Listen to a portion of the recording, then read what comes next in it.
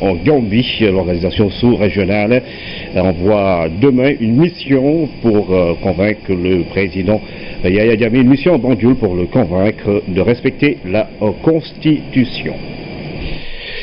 Le président Macky Sall est donc de retour à Dakar hier soir après ce sommet extraordinaire sur la situation politique en Gambie. L'organisation sous-régionale, la CEDEAO, privilégie le dialogue mais reste déterminée justement à résoudre la situation politique dans ce pays. Aboubakry Kane.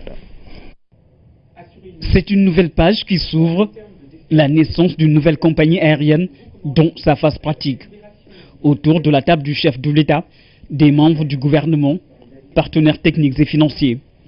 L'étude sur la mise en œuvre de Air Sénégal s'est faite en plusieurs phases, avec notamment la prise en charge du facteur économique qui débouche sur la création de richesses et d'emplois. Des retombées qui feront de Dakar un véritable hub aérien régional, surtout avec l'ouverture en décembre prochain de l'aéroport international Blaise Diagne. Cette compagnie sera également une belle vitrine pour le Sénégal sur le plan international. Un rôle d'ambassadeur, de porte-drapeau pour favoriser le tourisme et repositionner Air Sénégal sur le marché de l'aviation internationale. Par ailleurs, le plan de flotte recommandé épouse la vision du président Macky Sall de doter le Sénégal d'une compagnie haut de gamme capable de rivaliser avec les grandes compagnies. Entre A320, A332 et ATR 72, le choix du module obéit à des règles de qualité de service, d'efficacité, de sécurité et de rentabilité. À ce niveau, le président de la République fixe le cap et donne les grandes orientations de la mise en place de cette nouvelle compagnie. Le maître mot restera la rigueur et le sérieux qui doit entourer toutes nos prises de décision. Le lancement du Air Sénégal est prévu cette année. Le capital de la compagnie sera aussi ouvert aux Sénégalais qui souhaitent y souscrire et un système de partenariat est prévu avec des partenaires forts. L'idée est de se doter d'équipements neufs pour faire de Dakar un hub régional. Air Sénégal va donc démarrer ses activités, vous venez de l'entendre dans ce reportage de Pape Birame Ndiaye. Ce sera cette année.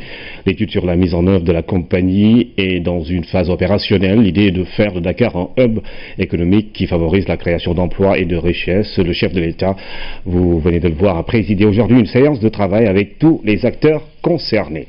Nous parlons du train express régional après le lancement du TER. Place à la phase pratique pour assurer une meilleure exécution du projet. Le président Macky Sall a tenu une séance de travail aujourd'hui avec les services concernés. Il s'agit de faire le suivi du projet qui constitue le reflet dans Sénégal sur la voie de l'émergence. Tabira Mbigagnaï.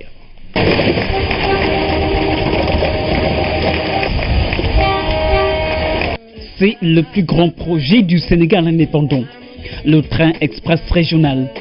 Il mérite une attention toute particulière et le président de la République Macky Sall le donne le ton. Une première revue pour le suivi et l'évaluation des travaux entamés. À la date du 14 janvier 2019, on est bon parce qu'on a fait un rétro-planning. On a fait un rétro-planning qui fait qu'à 2 ans et 4 jours, les travaux vont démarrer. Les entreprises ont reçu pratiquement leur avance de démarrage et on sera au rendez-vous au 14 janvier 2019, Inch'Allah. Un projet qui doit être tenu dans la rigueur. Le chef de l'État est formel, résoudre les écueils et avancer. À ce niveau, les travaux préparatoires sont en cours sur le tracé du TER. Et Diamniadio constitue le point d'ancrage de la réalisation du projet. Un projet pas du tout cher payé, compte tenu des enjeux et du contexte. Aujourd'hui, il faut partir d'un fait.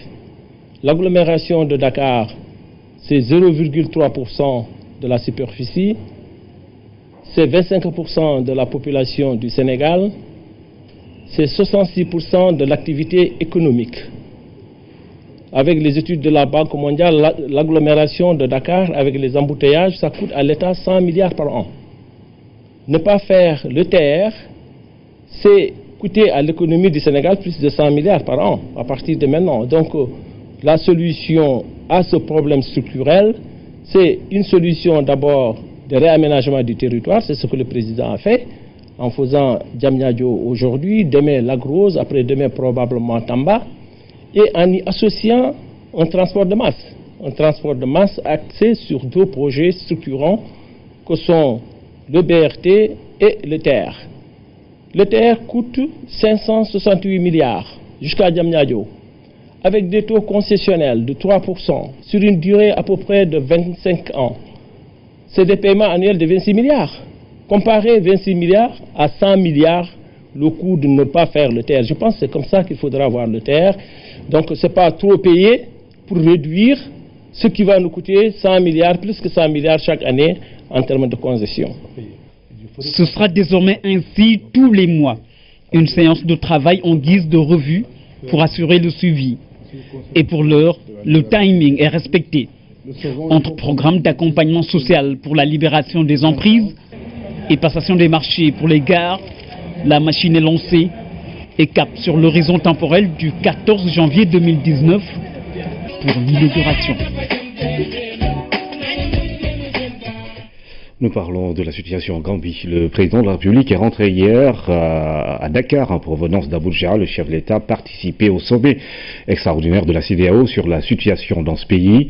L'organisation sous-régionale réaffirme sa détermination à résoudre la crise politique en Gambie, mais privilégie le dialogue et la concertation. Aboubakri Kana.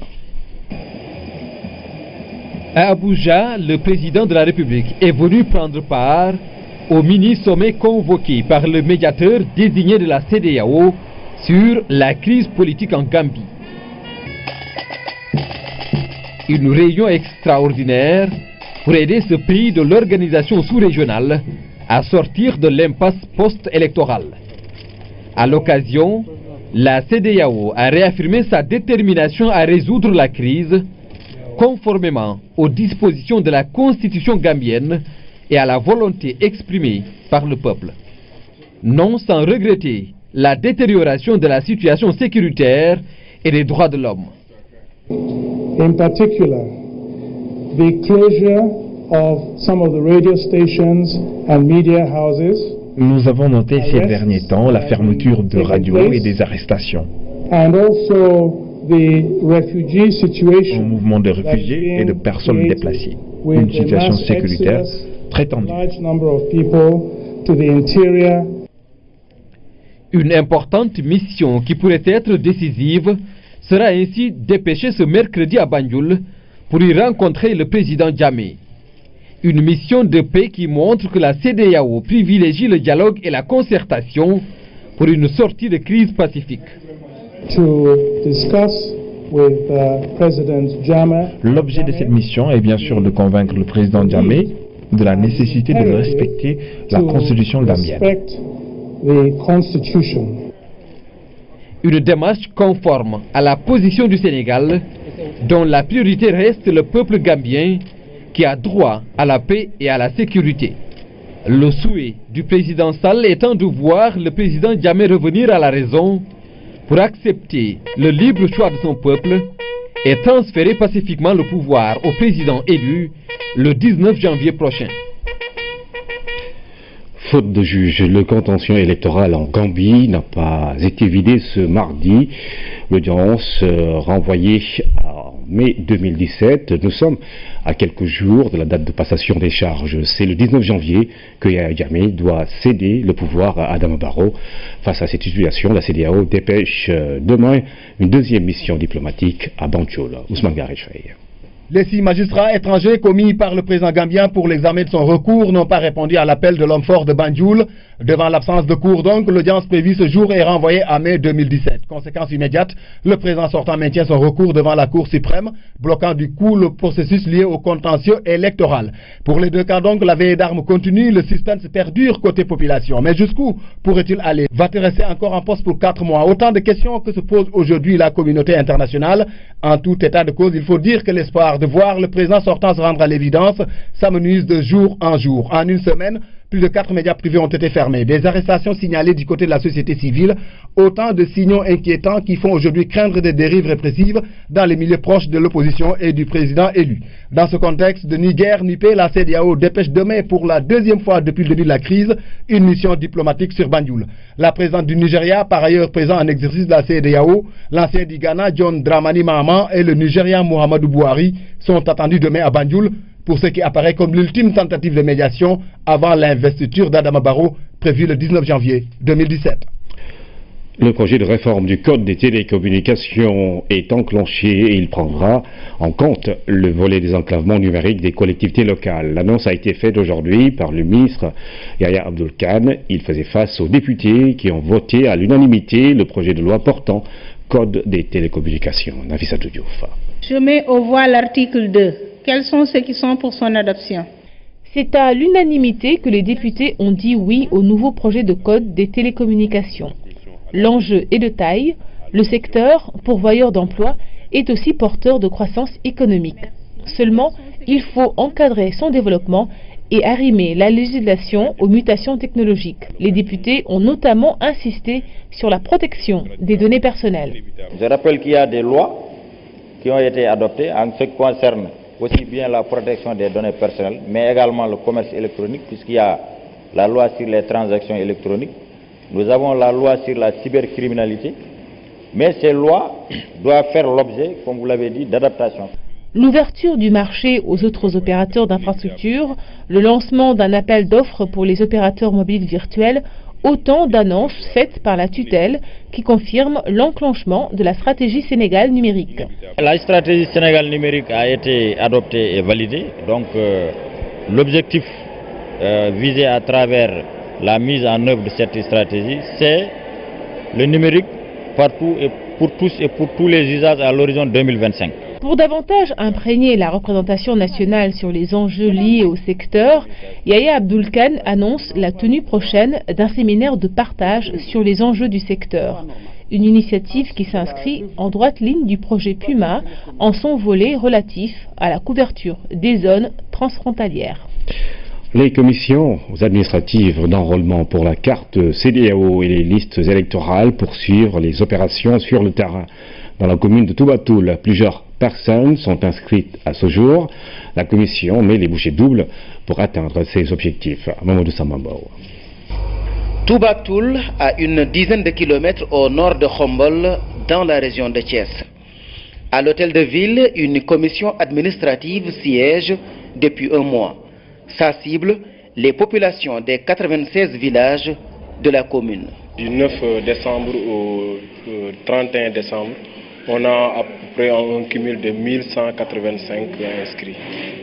Sur les 1185, on peut vous dire qu'on n'a fait que pratiquement moins de 10 villages. On nous a aidé à répartir les villages en zones. Donc on a 5 zones, donc à partir de ces zones-là, on convoque les villages. Donc parfois on met 2 villages ensemble. Ce mardi, ce sont les villages de Douloul et Til qui sont programmés. L'affluence est au rendez-vous et s'explique selon les citoyens de ces villages par... Nous sommes des citoyens, nous participons à la vie politique et économique de nos contrées. Il nous faut donc cette pièce et le plus rapidement possible.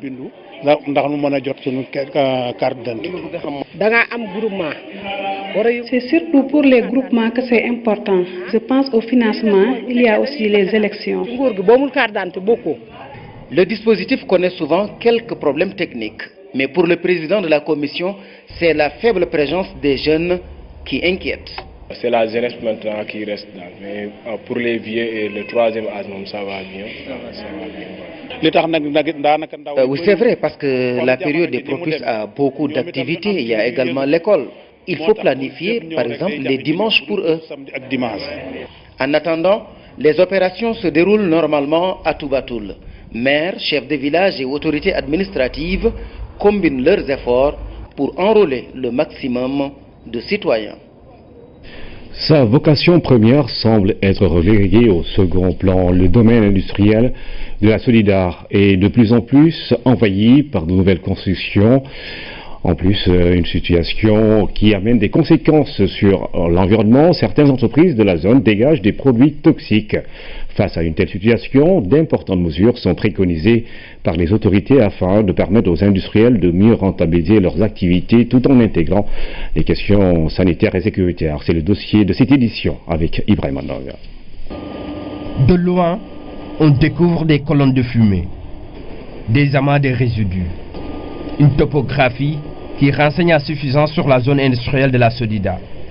Malgré ce décor atypique qui nécessite certaines mesures de sécurité, Sodida est envahi par des maisons. Le domaine industriel de Dakar est devenu, disons, un espace quand même où les populations cohabitent avec les industries.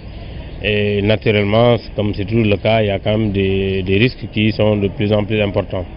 La Sodida, d'abord, est là depuis très très longtemps, bien avant beaucoup de ses habitations. Précisément en juin 1976, date de sa création. Une cohabitation qui peut être à l'origine de conséquences désastreuses. Ici, nombreuses sont les entreprises qui manipulent des produits toxiques. Il y a des risques par rapport aux enfants qui sont là, qui jouent, qui ne peuvent pas se protéger par rapport aux aléas des produits toxiques, qui ne connaissent même pas ce qui se passe. Ils jouent dans les rues, ils sont un peu partout, ils ramassent des produits jetés dans la rue, il peut même avaler ces produits-là, ça peut amener des complications. Des complications qui peuvent être évitées si seulement l'esprit qui a gouverné l'installation du domaine a été respecté. Aujourd'hui, la colonisation de la zone par des concessions est perceptible. La zone a été installée pour abriter seulement des entreprises. C'était au temps du président Abdou Diouf.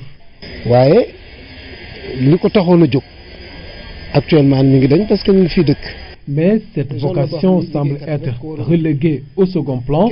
Normalement, à l'heure de la descente, tout le monde doit rentrer. Maintenant, on voit des immeubles partout. Les immeubles, les voici et semblent dicter leurs lois dans un environnement hostile à leur installation. Et pourtant, des propriétaires s'en défendent. On n'a pas senti quelque chose d'anormal. Nous vivons bien ce cadre. Depuis le début, on nous avait autorisé à avoir notre atelier et éventuellement mettre nos personnels là-dessus. Certains y habitent et on cohabite sans problème. Rien de quelque chose d'anormal, même si on habitait ailleurs et qu'on revenait travailler au niveau de la zone Sonavi. On n'a pas vu un cadre. Nous touchons du bois, mais ça fait bientôt une trentaine d'années, on n'a pas vu de risque majeur. Alors, que faudrait-il faire pour prévenir les éventuels risques inhérents au voisinage avec la zone industrielle? Un tour à la direction de la protection civile nous a permis d'y voir plus clair. À Sodida, la vocation première, c'est quand même d'abriter des structures qui évoluent donc dans un cadre bien défini. Mais effectivement, on s'est rendu compte que depuis plusieurs années, il y a d'autres installations qui s'y sont donc greffées, et ce qui rend quand même difficile la mission de sécurité qui est donc exercée par les services compétents de l'État, notamment la Brigade nationale des sapeurs-pompiers. Ce que nous faisons, et c'est notre devoir, c'est quand même d'apporter la bonne parole. Au-delà de cette bonne parole, des mesures durables sont aussi préconisées par les autorités. Nous sommes en train de travailler même sur un projet avec les entreprises qui sont à la Sodida pour soit les délocaliser, soit en tout cas leur permettre des extensions qui leur empêcheraient d'avoir en tout cas ce désordre que nous avons constaté. J'ai fait là-bas une visite surprise et j'ai remarqué peut-être que beaucoup de choses doivent être rectifiées, et nous sommes en train de le faire de concert avec les industriels. Mais en attendant de trouver une solution à cette question, d'autres constructions continuent d'être érigées sur le site aux grandes dames de la zone qui risquent de disparaître. Dans la rubrique au cœur de nos cultures, à présent, nous allons à la découverte des sites historiques de Soum, dans l'estuaire du Sine Saloum. Le baobab Gardiam, la mare de Dionik et la termitière de Sitor. Ces sites chargés d'histoire et de mysticisme symbolisent la trajectoire d'une société égalitaire et résistante à toute forme d'hégémonie. Fatou Diouf. Ce village chargé d'histoire et de mythes a été fondé par Mbapa Yungar Sarr. 10 siècles après, les populations ont décidé de revisiter les différents sites qui ont marqué la vie de leur terroir. Quand le fondateur du village de Soum est arrivé sur les lieux, c'est ici qu'il a installé sa famille. Mais avant d'arriver là, ils sont passés entre-temps par Dionewar et par Bassar. Ils avaient besoin d'eau, ils n'en trouvaient pas. Et sous le baobab où ils étaient, alors il y avait un oiseau qui était dessus et qui s'est débarrassé de son eau, qui les a mouillés. Alors ils ont su que ça c'est un oiseau qui aime les eaux douces, donc il fallait sécher cet oiseau et le poursuivre jusqu'à arriver donc à un lieu où ils vont trouver cette eau-là. Voici la mare de Ndionik. En cette période, elle est à sec. Tout roi du Saloum devait y effectuer un bain rituel avant son intronisation. Mais les limites du royaume lui imposaient de contourner le village de Soum. Les hommes de pouvoir ne mettaient jamais leurs pieds à Soum, pas du tout. Alors, et à Soum, il y avait une société égalitaire.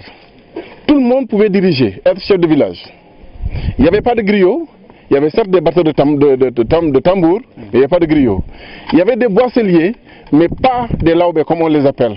Alors cela fait qu'on a un problème de gouvernance, parce que les gens sont libres. De sorte que, même s'il y a un chef de village, ils peuvent les destituer en cas de problème.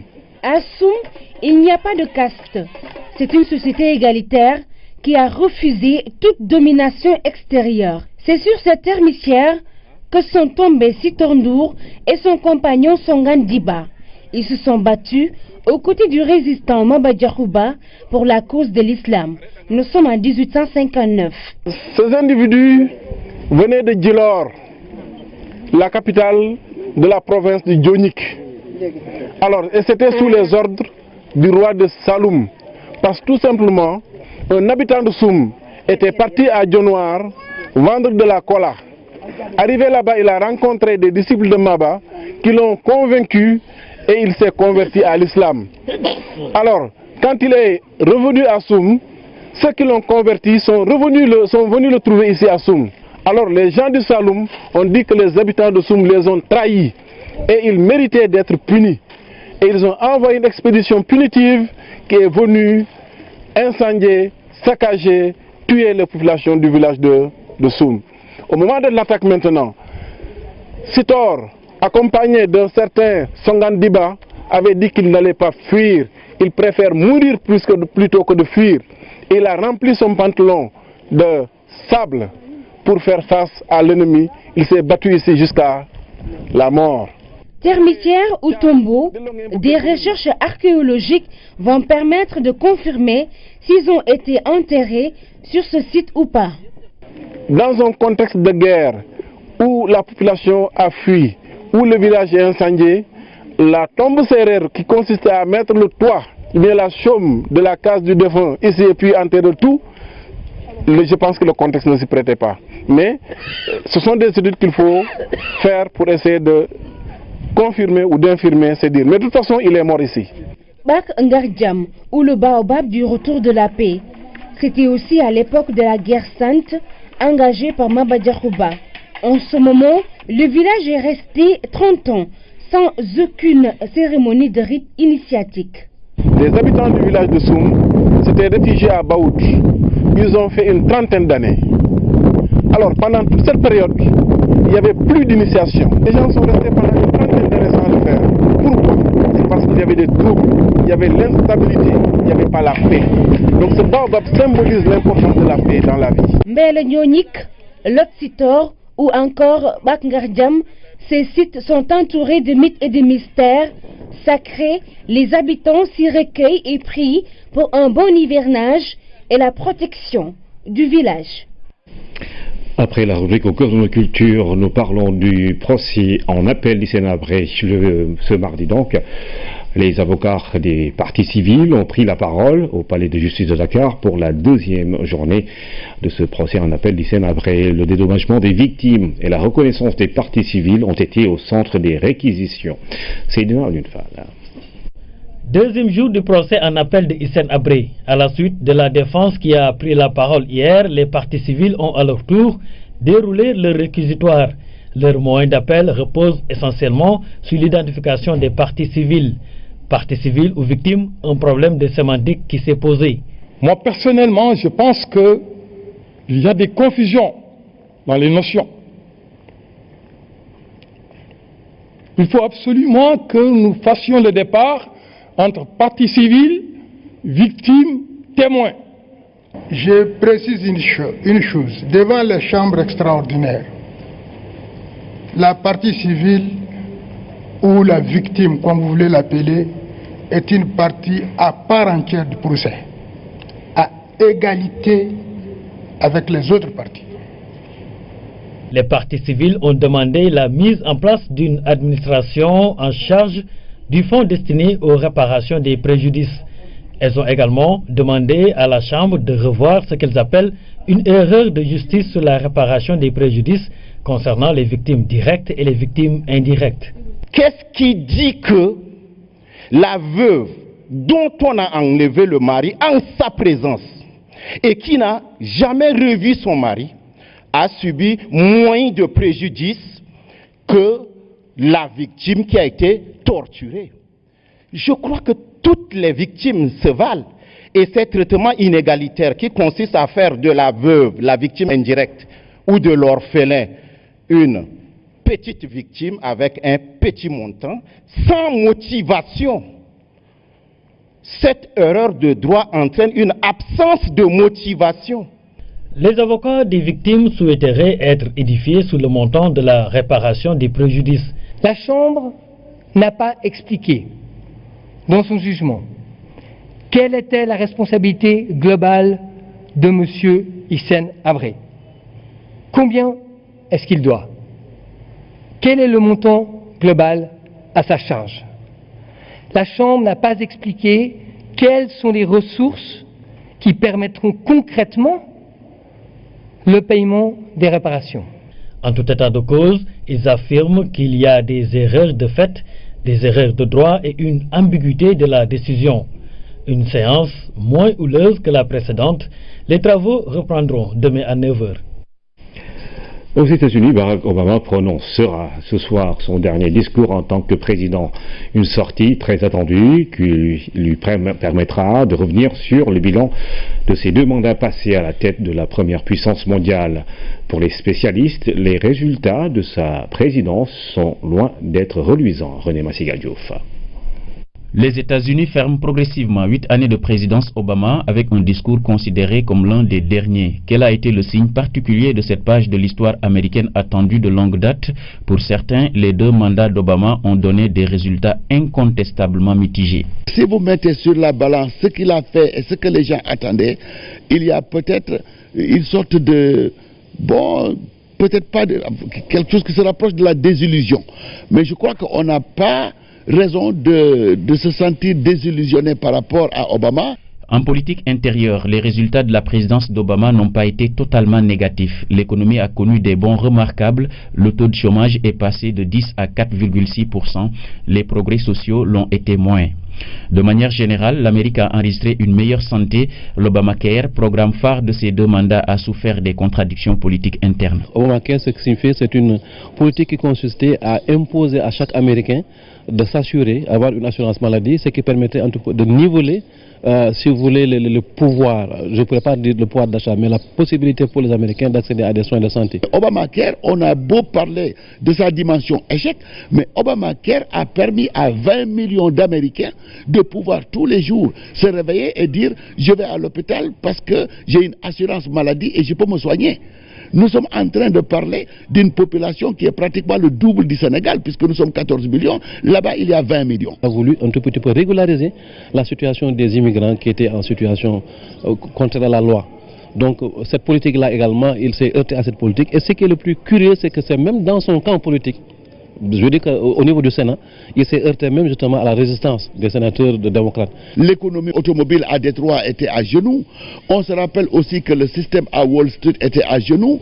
On se rappelle aussi que le chômage était à 7,9%. Maintenant, il a ramené le chômage à 4,8 ou 9% et c'est en train de descendre de plus en plus. La politique étrangère des États-Unis a connu de longues périodes de souffrance dans certains dossiers comme l'Irak, l'Afghanistan ou la Syrie. Dans ce dernier pays, Bachar al-Assad a délibérément franchi la ligne rouge tracée par Obama. Au final, c'est surtout la Russie de Poutine qui a ravi la vedette au président américain et ses alliés occidentaux. Les Russes, en certain moment donné, ont croisé les bras. Ils ont laissé l'Alliance occidentale, en tout cas, appliquer sa politique, je vais l'appeler comme ça, expansionniste, et pour créer ce qu'ils ont fait. À un certain moment donné, les Russes se sont rebuffés, ils ont dit, pour le cas particulier de la Syrie, nous allons montrer également que nous sommes une pièce maîtresse. Obama n'est pas un faucon. Il faut qu'on se rende à l'évidence. Obama, ce n'est pas un Bush, ni Bush fils, ni Bush père. Vous savez, cette agressivité militaire que vous aviez avec Bush père, cette agressivité militaire que vous aviez aussi avec Bush fils, ce n'est pas Obama. C'est peut-être son talon d'Achille, mais je crois que Obama peut-être était trop intellectuel pour pouvoir envisager, régler les problèmes des États-Unis avec le sang qui coule avec la guerre. Il a créé un dégel dans ses rapports avec Cuba. Aujourd'hui, on n'est pas allé jusqu'au point de vue institutionnel, rétablir des relations diplomatiques avec Cuba, mais quand même, il faut le reconnaître, c'est une avancée. Maintenant, du point de vue de sa politique étrangère de façon globale, il faut se dire également, c'est toujours les lobbies américains qui font le jeu et que la trame des relations internationales. Après 8 années passées à la Maison-Blanche, Obama a tout de même fait l'unanimité sur son humanité. Sa marque restera indélébile en tant que premier président noir des États-Unis. Il est parti à la fleur de l'âge. Abdoulaye Mbaye nous a quittés à 35 ans. Il a été inhumé cet après-midi à Dakar. La nouvelle est tombée hier et plusieurs personnes ont tenu à l'accompagner à sa dernière demeure. Il aura vécu à peine 35 ans, mais Abdoulaye Mbaye a marqué le Sénégal. Le chanteur tire sa révérence lundi alors qu'il était en studio pour préparer un autre album pour les mélomanes. Son décès, sa famille l'a appris à travers les médias.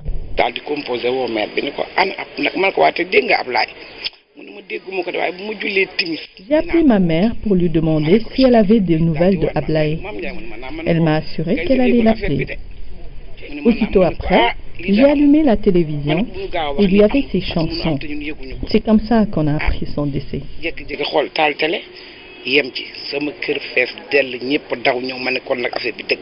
Chouchou de Youssou Ndour, dont il a longtemps assuré les chœurs, Abdoulaye Mbaye sort son premier album en 1994. Il en aura au total 5. L'artiste avait donc fini de gagner son handicap visuel. Il était d'ailleurs cité parmi les plus belles voix du Sénégal. Il avait beaucoup de talent et très intéressé par le développement de la musique. Et on a vu toute la variété qu'il y a eu autour de ses albums. Chaque fois, l'album était différent. Il a fait des expériences bien avant les gens. Et aujourd'hui, on peut dire qu'il a joué sa partition et sa partition reste avec nous. Il faut qu'on veille à ce que ce qu'il nous a laissé reste une référence, surtout pour les plus jeunes. Mosquée de Fass, il est 15h. Parents, amis, producteurs et musiciens, ils ont tous tenu à être là pour accompagner Abdoulaye Mbaye jusqu'à sa dernière demeure. Ablaye quand même a su s'imposer dans les milieux. Ablaye était un handicapé, un aveugle, un handicapé, si je peux l'appeler comme ça. Et il a su marquer de son empreinte, en tout cas sa participation dans le domaine culturel. Aujourd'hui, si tu vois tout ce monde présent aujourd'hui pour l'accompagner à sa dernière demeure, ça prouve quelque part qu'il a eu à faire un travail exceptionnel. Ablaye Mbaye était très attaché à sa mère, à qui il a dédié une chanson très prisée par les Sénégalais.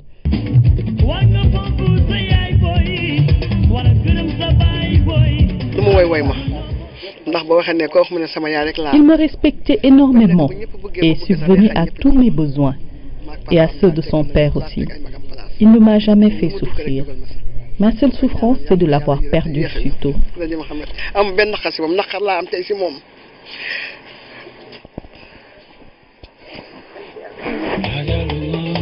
L'annonce de son décès a donc bouleversé tout le monde. L'artiste, qui a obtenu un disque d'or grâce à un duo avec Kerry James, a réalisé des featurings avec des musiciens comme Isis La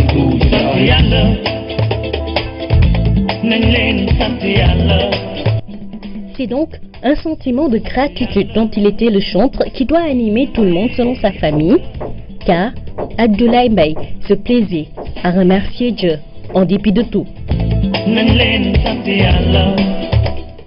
Qu'il repose en paix. Dans le round-up de l'actualité internationale, l'Iran a rendu hommage à son ancien président Akbar Rafsanjani, décédé dimanche. En Côte d'Ivoire, Daniel Kablan-Duncan a été nommé vice-président. Cher Traoré.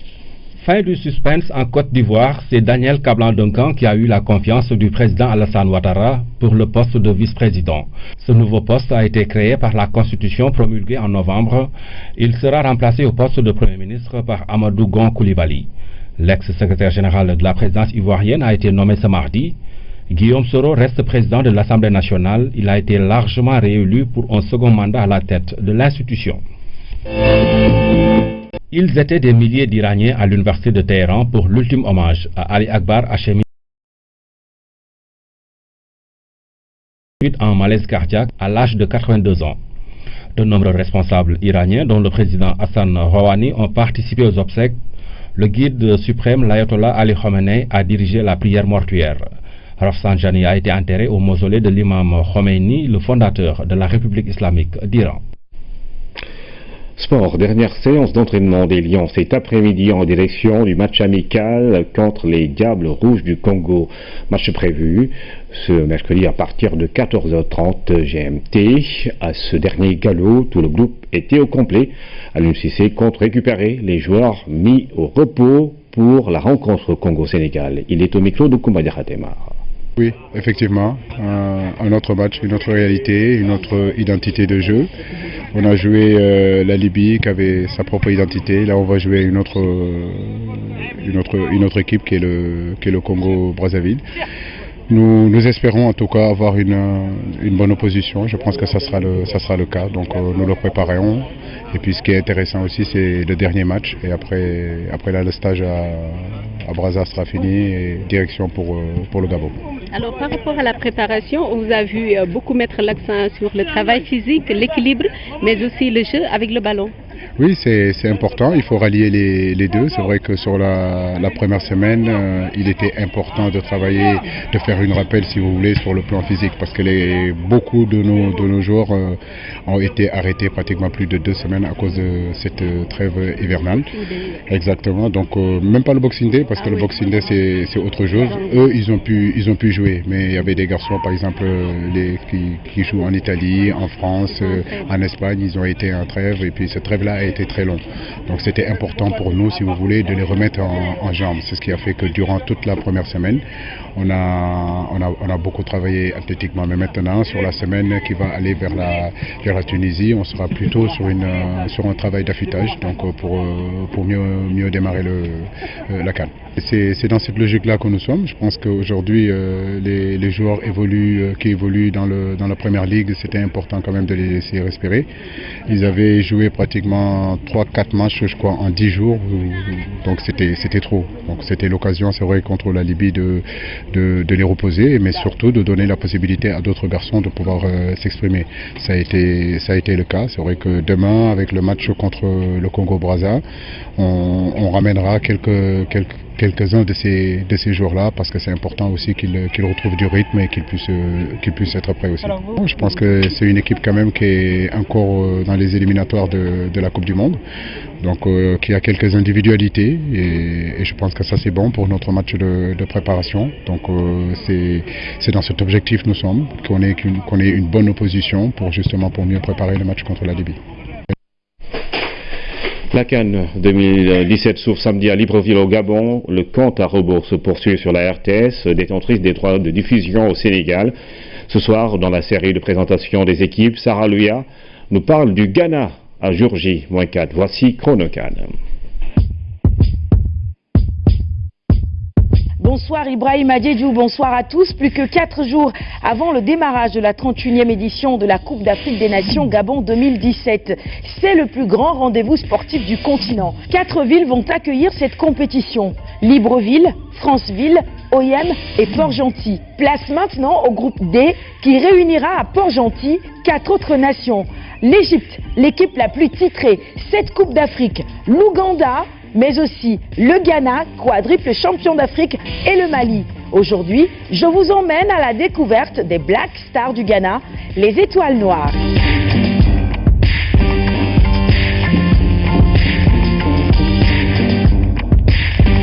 Le Ghana s'étend sur une superficie d'environ 238 540 km².